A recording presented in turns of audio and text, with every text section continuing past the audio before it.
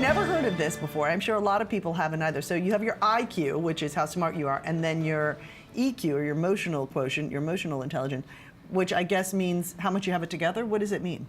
It was a term that was introduced in 1995 by Daniel Goleman, and it's about how I manage my own emotions and how I respond to others' emotions. So you can have a really high IQ and be really smart, but then you could kind of, you could be an emotional mess. Correct. Okay. And do we see people who have emotional issues are smarter, or because they're so book focused, or is there not a real correlation? I don't think so. It just depends on how they grew up in the environment and how they were taught and what they learned. Okay. Because this is a process that can be learned. Okay. So having a high level of emotional intelligence means you can accurately express your feelings and take credit for them. People often saying things like, you know, you hurt my feelings, or you shouldn't have done that, which puts blame on the other person for the way you feel. Is that a typical response from someone with high emotional intelligence? So is that a good thing to say and acknowledge? The Ewing is typical of someone that has a lower emotional intelligence. The person that has a higher emotional intelligence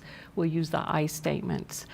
Something like XYZ technique. I feel X when you do Y. Okay. In situation Z. Okay. For example, I feel disappointed when you don't follow through on what you said you would do. Okay. So you use I statements. It's making it about you're taking the ownership. Correct. I feel lousy when you know, you identify the behavior. Okay. Okay. Correct. And is emotional intelligence something that is clearly understood, or no? Not at all, right?